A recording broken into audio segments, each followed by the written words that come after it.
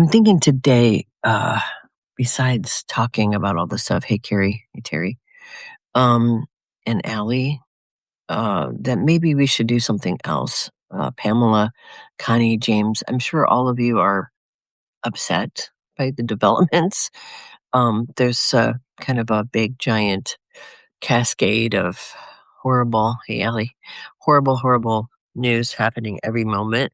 Um, and we're seeing this whole, hey Sean, this whole thing just cascade into World War III, and I'm not the only one now saying it. A lot of other pundits and people are saying that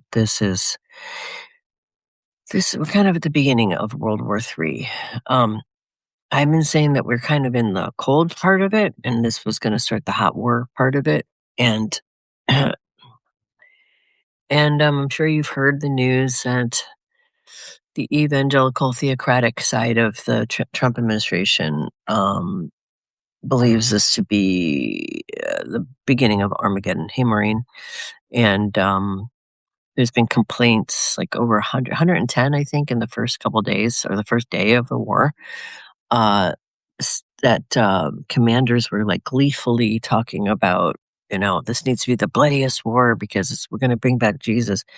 And this was across all branches of all branches of the military across multiple different installations, different places. It wasn't in just one place. Hey, Jessica. So this is what um, is being fed to the soldiers, and they're getting upset because, of course, not all of them are evangelical Christians. Some of people who serve in the military are atheists. Some people are agnostic. Some people are Muslim. Some people are Wiccan.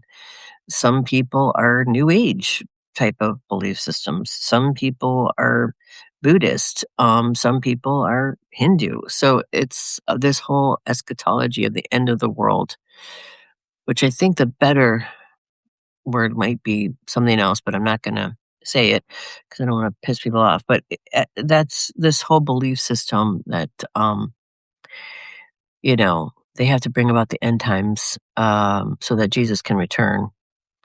This is what we're dealing with too. Hey, J.K. Zoo. Hey, Melinda, Jessica. So, hey, Barbara and Jennifer. And so, I, uh, I think me and Helen covered a book not long ago. You guys may have seen it or not.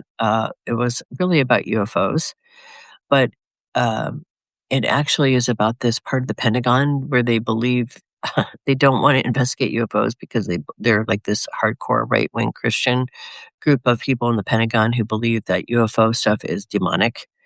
So, hey, Cecile. Hey, Nico. Hey, Linda. So, what we have is this sort of pervasive belief system. And I think you might have seen this piece I wrote about, uh, and maybe I think I talked about it too. I can't remember which one I did. I may have done both or one or the other about the, belief systems. And when you have the majority of people on earth believing in something, you know, while I don't think that the idea of manifestation is accurate on this plane in terms of you can't singularly go and go, okay, I'm going to just manifest perfect love and peace for the world right now. And if I just do it hard enough, it's going to work. No, because we're a collective organism of humanity. So we have a collective oversoul. However, this collective body that we are part of, much of it believes this. Something like, I don't even know, I could look it up really quick. How many people are Christian? How many are evangelicals? Evangelicals have risen in popularity, especially in Central and South America, and starting in the 80s into the 90s, like they went and converted from Catholicism to this more extreme version of Christianity. Um, and it's really the evangelicals. Sorry, I've got a cold. Who are really actively pursuing this sort of end times stuff. So um, that is what we're dealing with. Okay, I mean, people are asking, "Why did Trump do this?" There's no real I mean, that's, I think, unfortunately, um, the reason. He's being pushed. He also, of course, got money from and there's compromise. There's a lot of reasons, but in terms of the people around him that are using him for their purposes, that's why Mike Huckabee, when interviewed by Tucker Carlson and asked and basically forced to answer the question of, you know, um, the Bible says that the Jews basically have the land from the Euphrates to the Nile, and that's basically the entire Middle East. And is that the purpose of this? Is that what we're trying to do? Is allow the Jews to have occupation of that entire Israel, not the Jews, because Jews are everywhere, but Israel is have occupation of that. And he wouldn't answer the question. And finally, he said, "Well, I wouldn't mind." So, what's the real reason? We're not going to get a real reason, and unfortunately, they're calling this a holy war within the actual military. So, that's what we're dealing with. We're dealing with insanity. Hey there. Ah, hey, Heather. Good to see you here. So, I don't know. So I was thinking today because I know everybody is probably really stressed out. There's news that, when Trump was asked about whether there'd be any kind of attack here on our soil, his answer was, "Well, yeah, probably people will die, people die in war." That was kind of Oh, are you guys having a hard time hearing me? Is that true? I Just you, okay. Hey, Marie, maybe it's your settings on your computer or your phone. Try that. Okay, excellent. Um, okay, good. I'm glad it's not me. I'm glad I'm not the problem. So, you probably heard that, and you've heard that Kim Jong Un has basically said he's going to give ballistic missiles and nuclear weapons to the Iranians. Well, we could already assume that the Chinese are backing Iran. So we're in this really precarious situation. And I'm not saying it's going to happen tomorrow or whatever, but this thing is, I just know, is going to continue to expand and get crazier and worse and worse and worse. And there will be things, I think, here on the soil here, and I've seen them and I talked about that. So instead of getting really worked up about that, and it's easy to get worked up about it and get angry, get sad, get depressed. I mean, seeing all the little girls murdered, just all of the tragedy going on there, it's really overwhelming. So, in order for us to kind of deal with the circumstances that we're in right now, I feel like the best thing to do. I've been sleeping a lot. Yeah, I don't blame you. I know. I've been feeling anxious. I'm not an anxious person. Yes, it's normal. I mean, you know, it's hard not to be anxious, hard not to be angry. It's hard not to be afraid, right? Um, so the best way to combat that, I think, is to recognize that the whole reason why we're here on Earth is to try to um, be loving, to help one another, to counter this kind of darkness by holding the light of love in our hearts.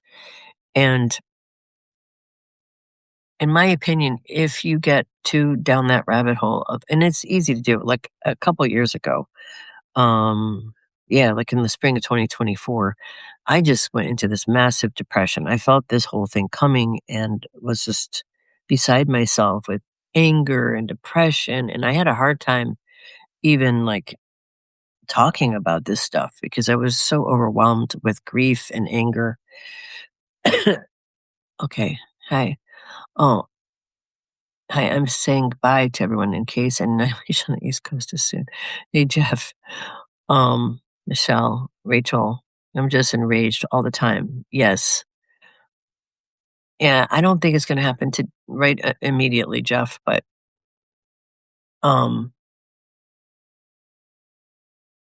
so here's the thing, I mean, look, if you wanna be just like just break it down, right? With you I had a dream 3 nights ago about Chicago being bombed with missiles.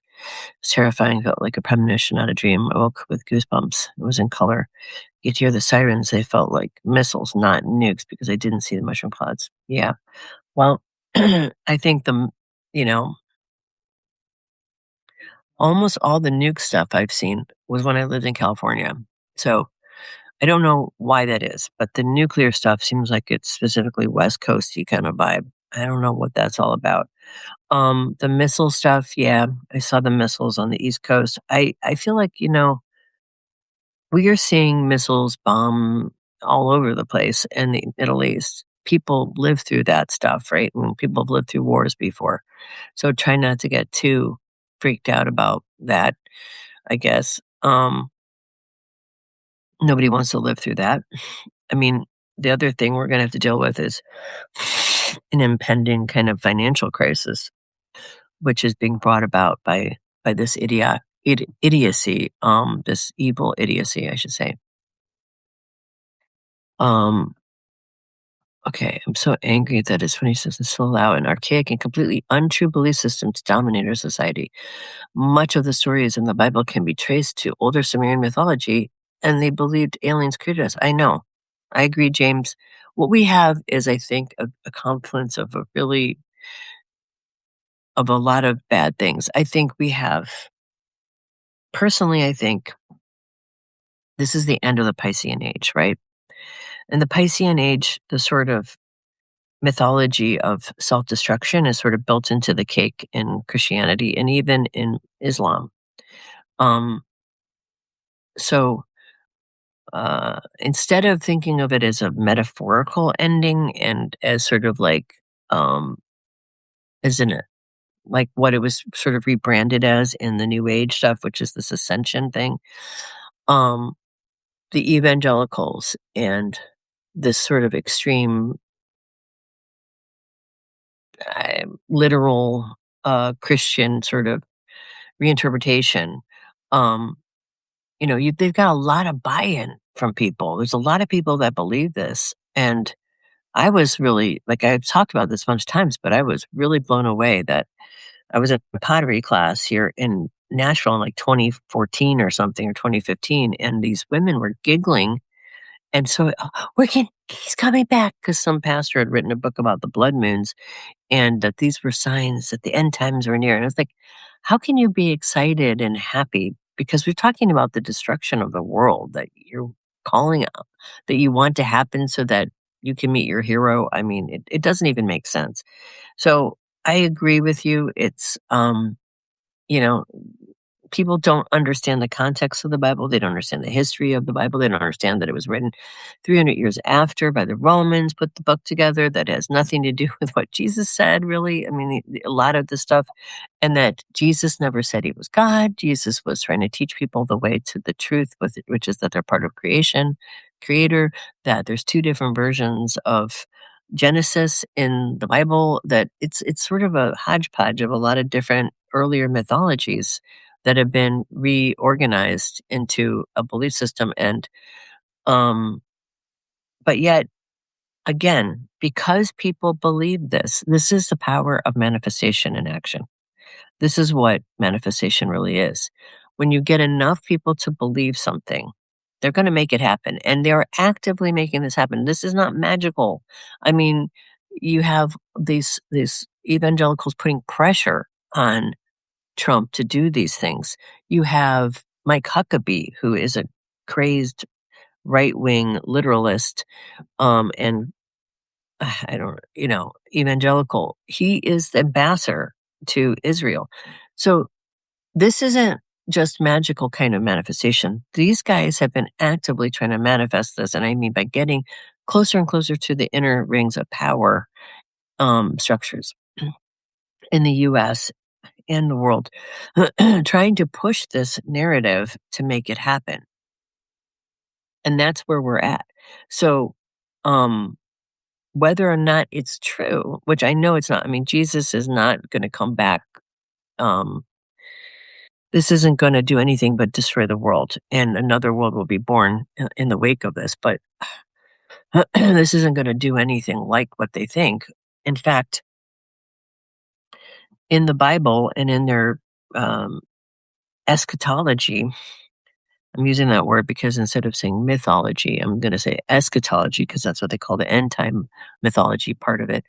Um, they believe that, the Antichrist is coming, right? And that the Antichrist will be put into power by the people of the church. And if you read the description of the Antichrist, it really sounds like a description of Trump. Now, whether or not they know or they think that Trump is the Antichrist and they purposely put him into power for this purpose, I don't know because that's up for grabs. But I also know that in their eschatology, if they choose to follow the Antichrist, then they've already basically been judged. They've already gone the wrong direction. They've already basically they're not going up to their heaven and stuff like that. So it's confusing. I don't know if they're aware of that. Even down to the whole thing with it being the head wound that the beast gets, and he has a miraculous healing, and then he rises to power. Um, and that is like, I don't know if that was a setup. Like a lot of people feel like that shooting, that supposed assassination attempt was a fallacy. It was kind of a fake. Well, maybe it was. Maybe it was some kind of setup to make people who are Christians support Trump because they recognize that story as being part of this end times eschatology. Or maybe they used it in that way. But the ironic thing is, it's supposed to be the beast. It's supposed to be the Antichrist that happens to, not. So I don't know. It's all confused and it makes no sense. And it's irrational. So this leads me to this. Okay, the reality is these people are. This is a death cult situation. This is sort of a suicide, homicide sort of cult thing at this point. It's not really a religion of spiritual growth, or it's not even has nothing to do with God. Okay, it has to do with these very rigid, fear-based belief systems that I think, as they have evolved over time, like I live in the South, and I think it's been really edifying for me to live in the South and see this up close and personal. I think that's part of the reason the universe thrust me here was to really kind of get deep into this, like undercover, kind of see what's going on with this whole group of people. Um, Basically, they are aware of climate change. They know it's happening. But if you're a real extreme evangelical, you believe it is not human made, it's not anthropomorphic. You think it's just God's will kind of shit, right? You think that there's nothing you can do and that this is just part of the end times thing. So I think um, the fact that they know they can see, we all can see. I mean, it was 85 degrees here yesterday, the hottest day on record ever in this period of time in this area. They know climate change is happening. There are new words for things that didn't exist, like the polar vortex and, all these different weird new weather phenomenons that didn't exist 30 years ago are suddenly popping up. We all know that climate change is happening. We have got much bigger tornadoes, we've got much bigger hurricanes, we've got all kinds of strange weather phenomenon. So I believe that this has pushed a lot of these evangelicals who want the end times to happen, thinking, well, climate is changing. We know that we're running out of resources in a certain way, like with water. We've contaminated the earth. And whether they know this consciously or not, I don't know. But I think that they have decided that we got to get this done. We got to get Jesus to come back now. We got to get him here because everything's in crisis. The earth is, we're losing all these species. And I think this is all subconscious. And I think it's been building since the 80s that people see the writing on the wall, that there is this big shift. in the earth change is coming. And it's pushing this paradigm closer to the surface. As people are afraid, they lean into this fear-based religious structure. And, frankly, oh man, um, frankly, this whole thing, um, I feel like has been, you could say, well, I've been seeing this stuff since I was a kid. So is this destined? I don't know. I think there's always a way around stuff like this. So I don't know. I think that this is a collective decision by a lot of people. We may not have chosen this one. I personally would have chosen to, you know, come together, work together, solve these problems, rethink things, do things. But there's enough people here. There's a majority of people here who are either A, too afraid, too broken, too disturbed, too maybe not smart enough or aware enough or whatever the reasons are that have chosen this dark, dark path. And they're pushing this whole world towards this destructive end. And we just have to deal with that. That's just the reality of it. That's a choice that the majority of the collective has decided to make here in the United States. And since we're the most powerful nation in the world, everybody else is going to have to deal with it. So, what do we do to counter that is the question, right? How do we counter that? We can't stop this. I mean, protests aren't going to work. I'm not saying that you shouldn't still use your voice or talk or do all that stuff. We have a rogue government at this point. This is not really a democracy anymore. So, what can we do, and how do we deal with this? I think the answer I've been getting is we have to accept and become more at one with our spiritual resources. We have to go inward and connect to the light, and we all have to do that work because this whole thing is going to throw everybody off. It's throwing everybody off. It's making people depressed and anxious and afraid. And the reality is, and this is going to sound weird, but it's true. Evil feeds on fear and evil feeds on negative emotions.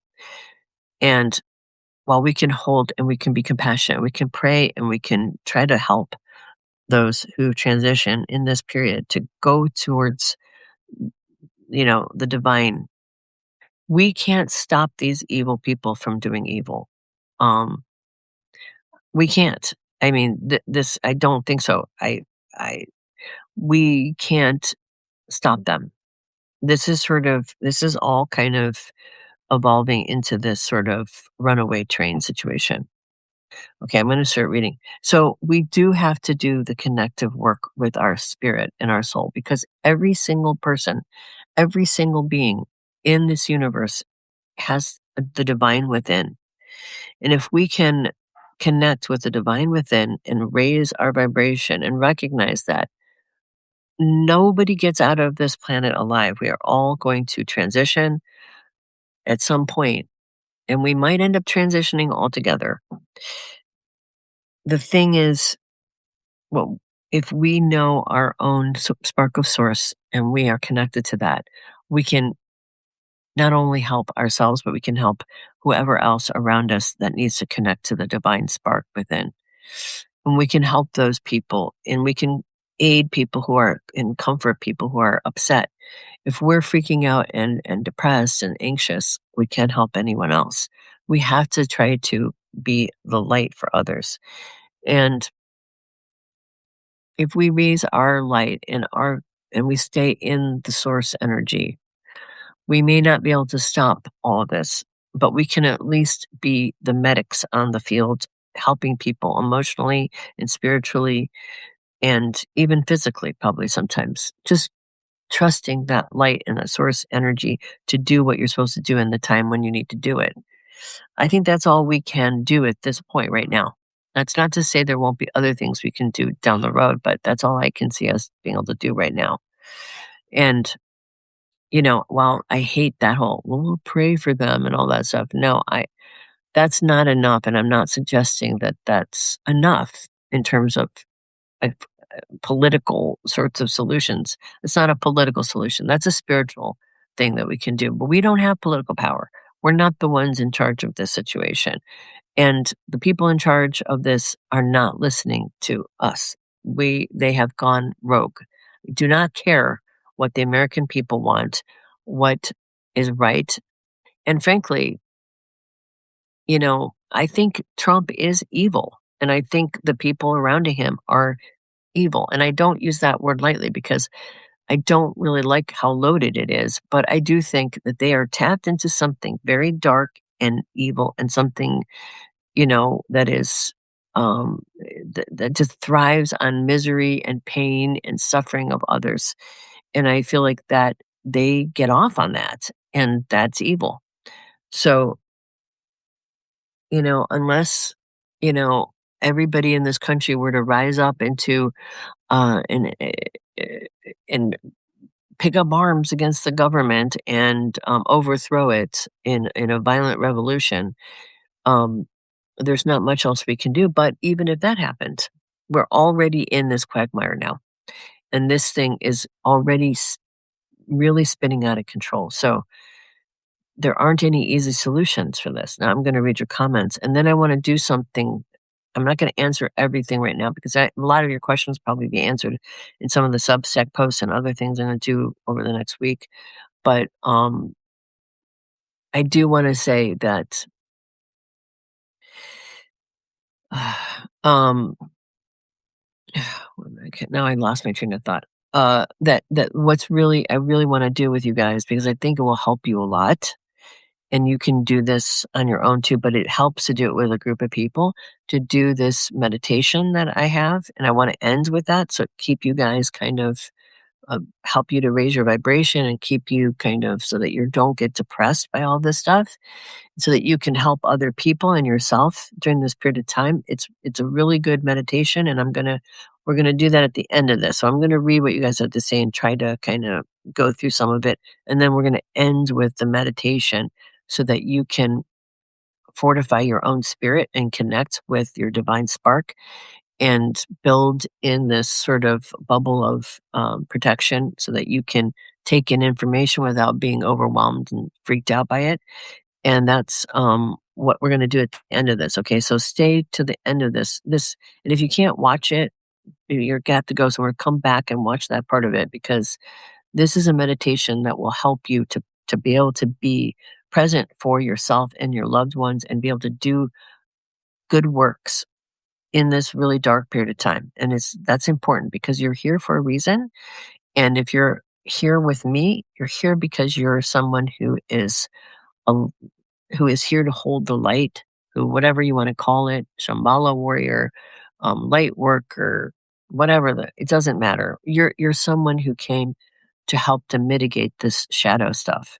So you have to stay strong within your soul and spirit, and you have to succumb to the light and be in that space of love and oneness. Not easy to do in this really, really dark place. So I have a good tool for that. So we're going to come back to that. So let me look through everybody's um, comments here and see if I don't know how far back I'm going to go. But okay, so that's yes, James, I agree with that. Okay, we're going to go. People in Texas are very nervous, not just Houston, but in the western part of the state where the pump jacks are. We've had a lot of unusual air traffic. That's interesting. And I would not be surprised if there wasn't, there are sleeper cells here. So the first things we might see in the US are not necessarily missiles, but attacks on different places. There was an attack, I guess, which is not really covered in the news, but a friend of mine told me, an attack on an Amazon data center in the Middle East, which disrupted a lot of different websites because they host all kinds of different things. So we're going to probably see those things attacked. I would think that makes sense, right? You have a sleeper cell here in the U.S. and you want to disrupt our economy. Makes sense. I'm in Texas, right outside of Houston. I heard that about unusual air traffic. Yeah, well, I think that's why they keep shutting down the airport, right? Probably why they were doing that. Maybe they knew something else was going on. There's another blood moon prophecy article on Substack. Ugh. Okay. Yeah, the blood moon thing is when I was I mean, they knew I was an astrologer, so they were like, "Oh, have you heard the blood moon?" I'm like, that's not really a thing in astrology. The blood moon is just basically a partial eclipse. It makes the moon look red, but they're not unusual. They're not unusual at all. They happen all the time. There just was another one recently. They happen all the time. However, I guess this book, there happened to be more of them in 1 year than normal. And that's what started this whole blood moon thing. Do you think Trump thinks if they come back, oh, well, he is saved because he hired what? I don't understand that. Helped bring it. You know what? Trump has openly said he doesn't think he's gonna go to heaven. I think Trump knows he's an evil man, and part of why he's doing this is I don't think Trump thinks he's the Antichrist. I don't think Trump thinks is religious or spiritual in any way. But I think that I'm sure that, Epstein was, there's a lot of evidence to suggest he worked with a lot of different intelligence agencies, including Mossad. I think that's probably true. I mean, there's a lot of evidence to support that. And, that would mean that the information that Jeffrey Epstein got about Trump, Netanyahu would have if he was a Mossad agent. Putin would have because he supposedly worked for them too. And he worked for the CIA, which is supposedly why he was all these weird deals were striking. Now, I don't know if I believe that 100%. You know, um, there is some stuff I guess in the files that said something about how they couldn't prosecute him because he was like he had CIA, he was like CIA ties or whatever. I don't know, but I think it's pretty clear that Netanyahu holds the strings over Trump, and then there's also like donors who gave Trump money who were pro-Israeli, um, you know, uh, what people call Zionists and stuff like that. Um, he's doing this, and the whole thing with like regime change that you're not getting a clear answer. It's because they don't want any of that. They want to basically They want to break the Middle East, and I think create chaos is the real reason they're doing this. Okay, if I was not expecting you to go live today, Denise. Very good to see you this afternoon. Thanks, Jeff. Mary, yes, it has been 80 here, record breaking. Yep.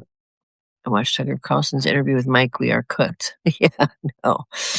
And so, what are they going to do when Jesus does not come back? Put a halogram in the sky with Jesus in Jerusalem coming down fake? You know what?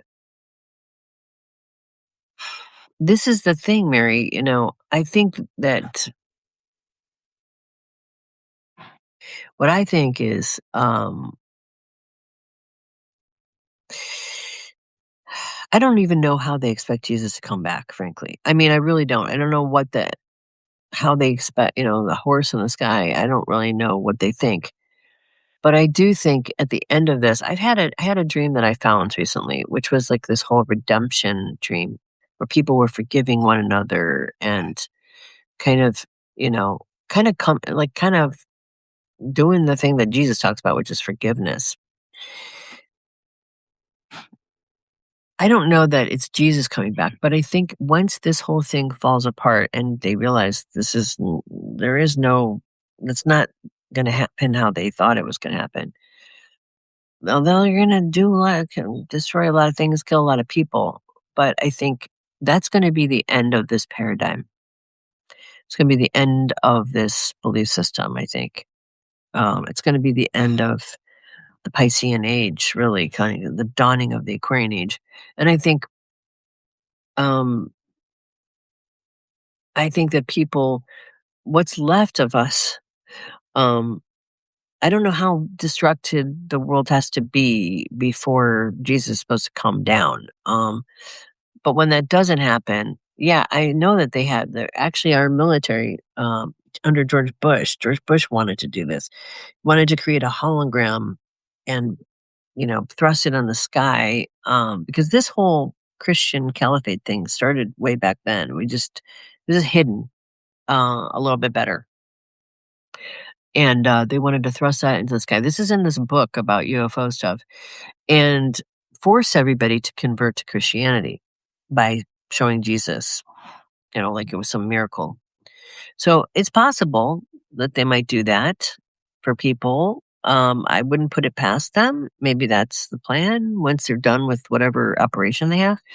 I don't have the answer to that, but I feel like the real answer to this is that this is a fucking stupid, psychopathic,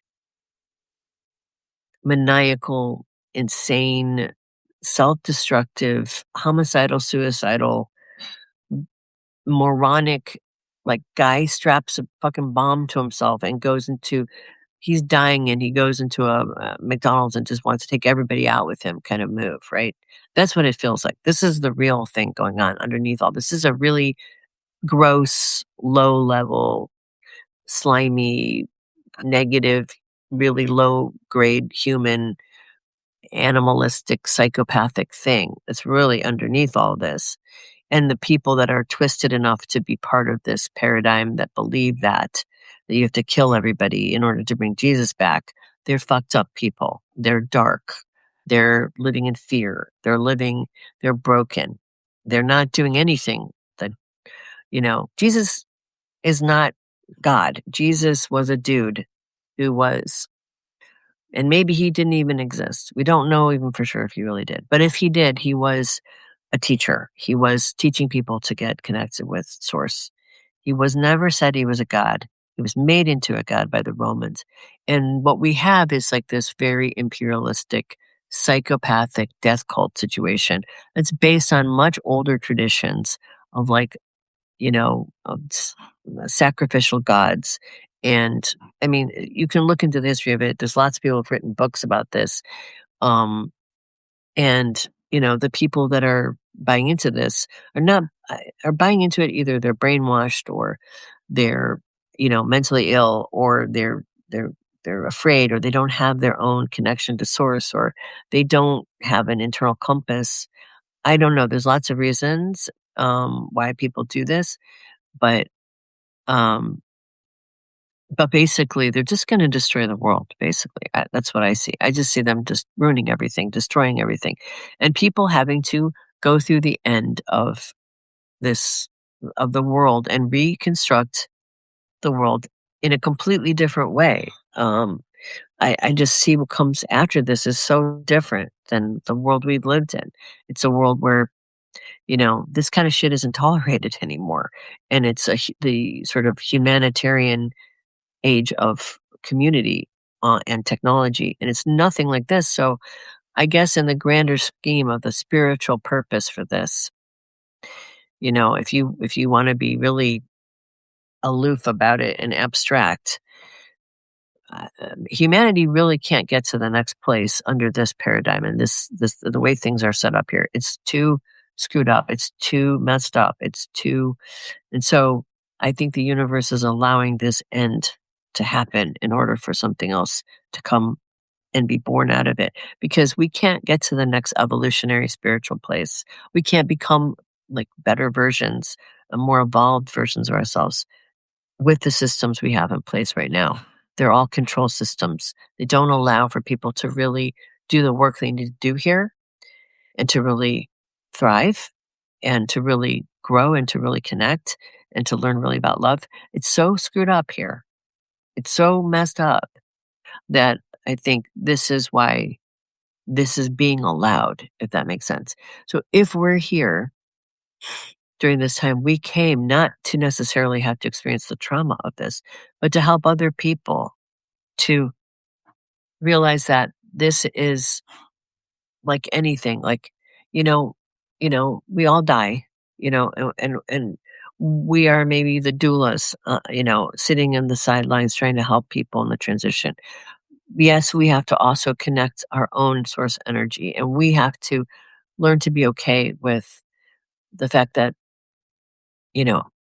everything we've known is going to end, and we're going to have to learn um, to be able to see past that as a way to see that, so even though, like, if we had a house that was falling apart and just degraded, that house might have to be blown up first before a new one could be put in.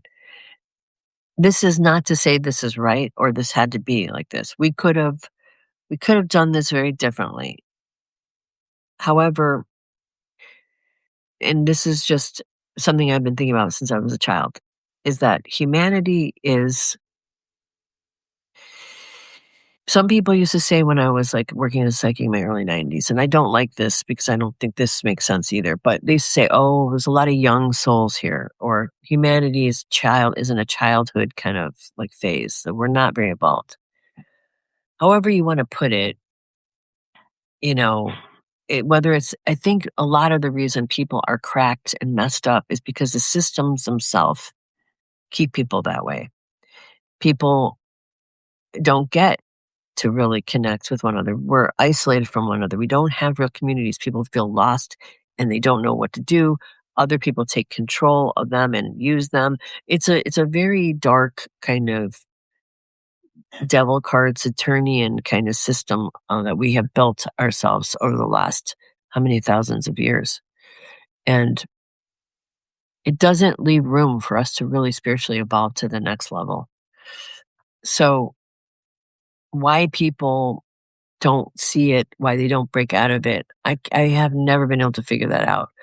I don't know why people can't step back from it and see it for what it is and that it needs to be changed and why more people won't have buy-in. But I think it's because we get caught up in the material world and we got caught up in our own small little things and our own little myopic kind of world problems, and we really can't step back and see the big picture.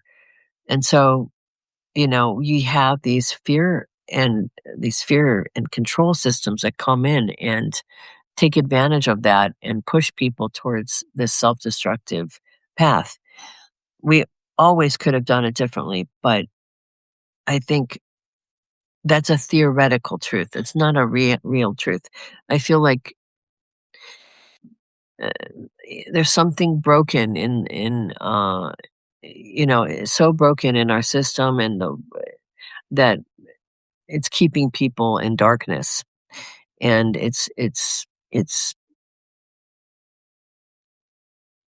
why we're here right now.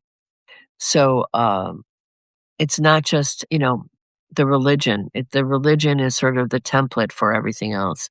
The sort of controlling evil god who's like the weather god of the ancient Jews, the ones that were cast out from the goddess culture. The idea, this patriarchal construct of control over others and war and destruction and the worship of material things and destruction of others, and being macho and being bigger than and trying to kind of punch down and control people to get what you want out of them. All of those things are so base and so unevolved that and breaking those systems, um, they seem to proliferate everywhere, in our species all over the globe in different ways, and even in different kinds of, it's not just under these systems that we can. So I think that the whole move towards people coming here who are autistic and people who are neurodivergent and more spiritually aware people is a move towards a new consciousness that's emerging. But in order for that new consciousness to really take hold of this world, the old world has to die and it has to change. I don't necessarily, that's an abstract idea. And this to me has always been like, but we're going to have to live through seeing the trauma of this. We're all going to have to be traumatized by this ending. So we can understand, I think, how bad and how evil this really is, so that we never, ever, in our deepest parts of our soul, when we come back, we never, ever try to reconstitute this way of being ever again. That we can learn that this is totally the wrong path and we've been walking down it for a long time. And I've had messages about this, like this being this judgment period, right? And I don't mean it in terms of God being judging us. I don't mean it like that. I mean it that we are in this situation where we can either evolve and carry the light and be good, or we're going to go down this dark path and get, caught up in all this destruction and anger and fear and greed and everything. Well, we've already been sorted, I think, in that direction. Most of us don't agree with this. There is another percentage of the population that is greedy and selfish and egotistical and um, you know, wants power over others and doesn't care about the death and destruction of anybody or anything. Okay, so we're sorted. We're sort of in this black and white situation with good versus evil at this point. But that war is not really, it's not really a war that you can win in terms of saving what we have and the world as it is. It's not a war that we can go and pick up our swords and fight for, truth and justice and light and, you know, make everything the way it used to be before all this came to be. That's not what this is about. Even though that is a very, and believe me, I've been thinking about this for a long time. Um, it's a very tempting and sort of seductive idea that's what this is about, but it's really not about that. So what really is this about, right? It's really about it's really about being here and knowing that this is the culmination of the karma and the decisions of thousands of years and thousands of lifetimes of all of us. And this is the culmination point. And we're here to stand in the gap for the next iteration. So we have to hold the light so that whatever darkness falls and whatever destruction, that there will be embers of light and a way to build things out of this darkness for the people that come after us and for ourselves in our next incarnation. And I've been told that the judgment period is this, that there's going to be a lot less people here on the planet after this. And those people who have participated in the shadow side of this, I think they're going to be sort of cast behind. They're going to be put I think they're either going to end up reincarnating as starting from the beginning of being a hominid all over again, or cast into the, soup of the universe to be recycled. I don't know exactly what's going to happen. But I do know that in order for our species to evolve to the next level, those people have to be sorted out. We're not going to be able to move into the next iteration of the next vibration, the next iteration of human development with this idiotic, hateful, us versus them. I'm going to take control of you. I'm going to try to suck the life out of you. I'm going to all this sort of everything we built. It's based on these very low, stupid, evil constructs of basically enslaving others and trying to just sort of suck the life out of them. That can't, and being warring and self-destructive, those aspects of being human cannot spread past Earth. They're not going to be allowed to move off planet. And so you could think of this as a great, resetting. Because I think that's the only reason the universe or God or the creator has allowed us to get to this place where we have free will. We have pushed ourselves to the brink of this. We are self-annihilating, and, what comes on the other side of us, we see little seeds of it in this age that will bloom in the next one. And all I can say is the hope I find is in trying to help other people through this period as best I can, and know that the seeds of the next phase of human evolution will come out of the things we do now, and we have to focus on trying to be love one another, be communal, help each other, come from our heart, connect to source. And we need to set that example so that those people on the other side of this can pick that thread up and build the next iteration of and evolve to the next place that humanity is supposed to go. Because this whole thing has been a shit show for the last how many thousand years. People have been oppressed, people have been enslaved. We've been warring, we've been violent. We do this on a personal level, we do this on a massive scale. And now we're just doing it on a massive global scale. The same shit, the same garbage that we've been doing probably since the Stone Age. But at this point it's just reached this culmination. And the prophets of old and myself who started getting this information as a kid, and all the people that have seen this coming way long before it came, whether they interpreted it correctly or not, I don't think they did. I don't think Jesus is coming back and everything's gonna, but you could say it's a metaphor, right? That Jesus coming back, that compassion is coming back, that love and oneness and the understanding of source consciousness is coming back on the other side of this destruction. And so we have to be the ones who hold that so that on the other side of that, it can be found again. And that's what I think is going on a spiritual level. Now, that doesn't erase how horrible and evil and just disturbing and upsetting and wrong, and it doesn't release those people from the karmic retribution and their soul being crushed and killed by being evil and dark and making these terrible decisions. They will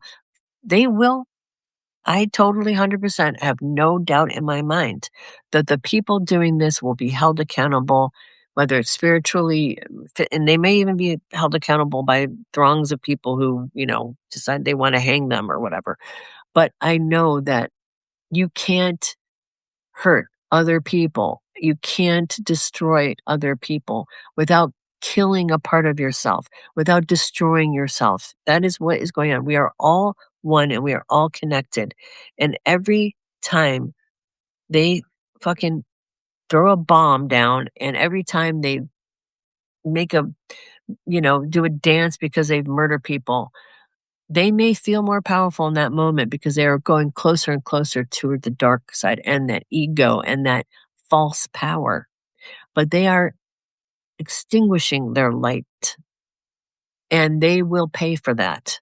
Whether that is, I don't believe in necessarily the Christian idea of hell, but I do think it's much closer to the Tibetan idea that there are places once our consciousness leaves this plane of existence, there are multiple different places you can go. And some of them are very, very, very horrible. They're just awful. And those places, if your soul is in a dark and evil, dark, horrible place, you're going to be naturally inclined. That's the energy that you create, and you co-create your own hell. And those people will have to go through that hell and try to find their own real spiritual thread. They'll have to figure out, they'll have to find and back engineer their connection to source. And it won't be easy. It'll be nearly impossible. Maybe for some of them, totally impossible. So I don't believe that there is no consequence to this. There is a consequence. It's not a punishment from God, but because God is in all of us. So it's a punishment of extinguishing that connection to your own source energy. And when you do that and you dim your light to the point where you're just darkness, that's the darkness you go into. You like attracts like. And on the other side, the experiences you have when you leave this body, the consciousness that is eternal, will reflect your own development here on earth. So I think this is a very long and abstract conversation about this, but that's the only way I can process this because it is so evil, it is so wrong, and it is so overwhelming. And like I said, I went through, like, a serious depression for a long time, like, a couple years ago. I was sleeping all the time, I was crying, I was angry, I knew this was coming, and I know that's probably where you guys are at now. I know my husband's at that place where I was a couple years ago, but I'm telling you that I processed that, and maybe that's why it happened to me early, so I could help you through it, because that isn't going to help anybody. It's not gonna help you, and it's not gonna help the people you love. It's not gonna help you spiritually, it's not gonna help you physically, emotionally. It's not gonna help the people in the Middle East. It's not gonna help to shift this energy to something else. We have to stay connected to the love and the source energy and the light of creator within. And as we do that, we will feel better. We will be able to help others feel better. And that's not to say you should be head in the sand, not paying attention to this. That's wrong too. I believe we have to stay eyes wide open, totally aware of what's happening, able to hold the light even in this oppressive darkness, because that's our job. So let's just let's just say that that's what our purpose is right now. The next part of that will come. What's to do next? And you know what? We might have a horrible, like I had that dream about just the tsunami of mud and then stripped of everything and in this pauper's casket, which was clearly a metaphor for a huge economic problem coming. That might we might have to deal with that. We might have to deal with, war on our soil and incoming stuff and trauma. And how are you going to deal with that if you're totally depressed and anxious and overwhelmed?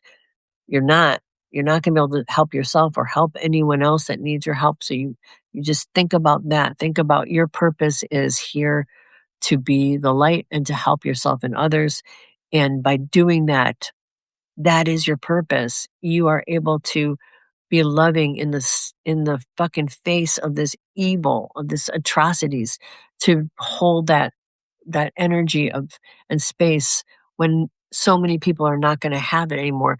You can light the fire of love and compassion in other people by doing good works and being kind and helpful. And that's the purpose of why you're here. That's what I believe. I believe that's the purpose why we're all here. So try to stay grounded in that. And so I'm not gonna read any more comments because I'm afraid I'm gonna go off on all kinds of other shit and just get confused. I think we should do the meditation because I think the meditation will help you to stay in that. And if you do it in the mornings when you wake up, you might need to do it more regularly, or if you start to feel yourself slipping back into this feeling of being overwhelmed and depressed and angry and anxious, then come back to the meditation and just remember this one. It's a simple, simple, really simple meditation. And then I'm going to post another one that amps it up to the next level. I'll do that this week and you can play that one too. And that one's an even more extreme version of this, but this one is simple and you can do it when you go to sleep. You can do it when you wake up and it will help you stay in in tune with your with source energy within that is part of everyone and part of everything. That is God within and God without. So, or the divine goddess, whatever you want to call it, it doesn't have a name, and no name is good enough for it. So, um, I hate even having to give it one because it cheapens what it is. So let's just close our eyes now and just take a deep breath and relax and breathe out all your stress. So you're going to breathe in. And as you breathe in, you're going to breathe in at your own pace, golden white light energy. This is that energy of the Logos of source energy. It's the wisdom, compassion, and loving light of the universe. So you're going to breathe that in and exhale any and all stress in your body, just feeling yourself relax as you breathe out. And as you continue to breathe in at your own pace, the golden white light energy is going to continue to build in strength. You're just going to allow it to do that. And you're going to exhale any and all physical, emotional, spiritual stress out of your body with each exhale. And as you continue to breathe in that golden white light, and it builds in strength, you're going to feel as it swirls around inside of your chest. And you exhale any and all stress. Breathing in that golden white light, becoming stronger with each breath. And feel as that golden white light energy inside of your chest that represents compassion and love, the Logos energy, the energy of Source that is in everything and everyone all around us. Compassion and love and oneness.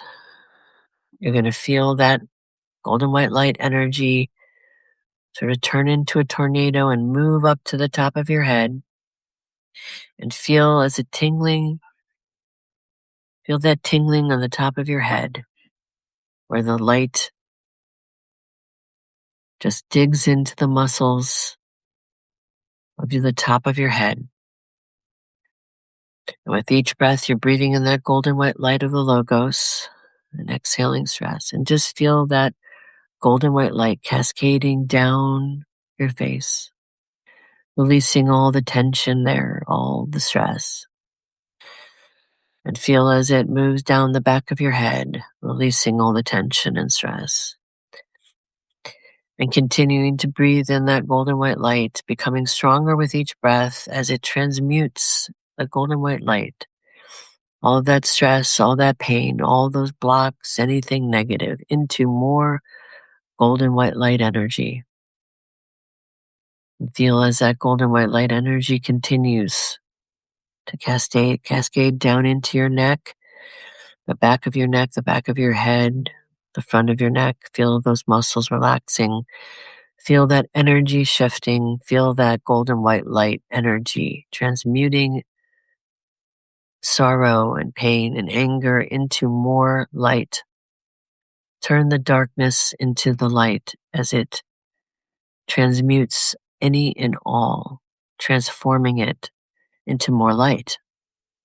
This energy is so powerful of the Logos. Nothing can withstand its transformative power.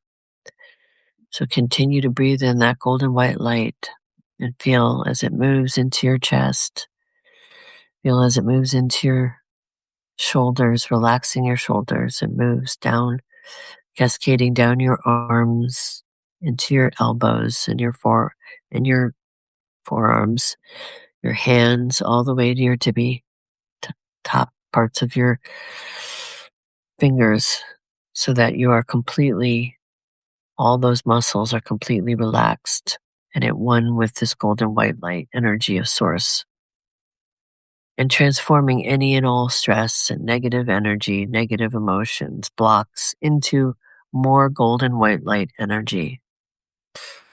And continue to breathe it in and feel as it continues to grow and moves around in your chest, your upper back, feeling the muscles relaxing and letting go, transmuting any and all stress and anxiety into more golden white light energy of the Logos, of the love, compassion, and oneness with Source that is within you and without you, that is threaded throughout the multiverse. Continue to breathe in that golden white light and feel as it cascades down into the lower back, your stomach, all the way down to the lowest part of your back, into your groin, down into your gluteus maximus, down into your thighs, feeling as you see, feel, and experience that golden white light, that warmth of it, transmuting any and all blocks, any and all negative energy into more golden white light Source energy. And continue to breathe it in and feel as it goes down into your knees and into your calves, transmuting and relaxing your muscles, and down into your ankles and your feet, all the way to your tippy toes, continuing to breathe in that golden white light and seeing yourself now as completely full and turned into a being of golden white light in resonance with your source energy, with your spirit. You are now a being of golden white light. All of this golden white light energy that you continue to breathe in, becoming stronger and stronger in the light, transmuting any and all emotional, spiritual, or physical negative energy into more golden white light energy, so that you are in complete accordance, giving yourself over to the light of compassion, love, and oneness with Source, with your Source, with the spark within, with the divine within all, holding this light of love and compassion as it continues to get stronger and stronger, growing out of your physical body, which is completely encased deep into your cellular structure, transmuting even and all that into more golden white light, into the DNA itself, so that you are just a being of golden white light, source energy, continuing to breathe in that golden white light as it grows past your physical body into your auric field, transmuting any and all negative energy, any and all stress, anything that is not for your highest and greatest good, into more golden white light source energy, so that you are not only a being of golden white light, you are surrounded in a ball, a bubble of beautiful golden white light, protective, loving, compassionate golden white light. And as you continue to breathe in that golden white light and it becomes stronger and stronger, it builds a shield around you, a bubble of protection that protects you from all negative energy getting through. Information and truth may penetrate your bubble, but as it does, it will not disrupt your holding the light. You being able to continue to feel that oneness with this great spirit, with love and compassion for all. Any information that comes through will be coming through with only the purpose of information and enabling you to hold this beautiful golden white light of the Logos, always centered in this light of love and compassion as oneness with Source, knowing that you truly are, and this is the true you, are a being of light and love, and that all that is behind this is truly light and love. And even though we are living through this dark period, you are going to shine your light through this bubble. People are going to feel it when they encounter you. When they meet you, when they see you, they too will be lifted up in the light. And this light will spread from one to the next. And you will feel your loving light helping others to mitigate all this darkness and fear and anger and frustration, so that they can be clear and make good decisions and be in source energy, connected to spirit, knowing what is right to do in any moment. And with that, I'm going to leave you surrounded by your golden white light bubble of protection. And I want you to call this up whenever you feel overwhelmed and do this meditation. Whenever you feel sad and overwhelmed and just ready to cry because this world is so fucked right now, do this and stay grounded in the light, because we all have to succumb to it right now because there is no other choice. If we don't do it, there will be no light here. We have to be the light. We have to stay there. We have to be able to give that light to others, that love and compassion. And if we're mired in depression and anger and sadness, we won't be there for those that we care about. We won't be there for the stranger, for our children, for our family, for our friends, where we have to be able to lift them up and give them strength. So stay strong in the golden white light, loving light of the Logos, of the Creator. I'm going to leave you with that and do this meditation if you feel, whenever you need it. You can call up the golden white light bubble of protection, which allows truth and information and through discernment. Only truth can penetrate this. So, in anything negative, if it's just upsetting you or disturbing you, it will be fed into you in a way that you can handle so that you'll get the information, but it won't take you out of your space of light. This is important because we need to be informed. We need to know the truth, but we also need to stay grounded in the light. So I hope this helps all of you because this is the thing we can do now. Let's do this and we're going to move forward. We're going to continue on this path of oneness with source energy. And I love you all. You're always in my prayers. I blessings to all of you. And I will see you guys next week. All right. Take care.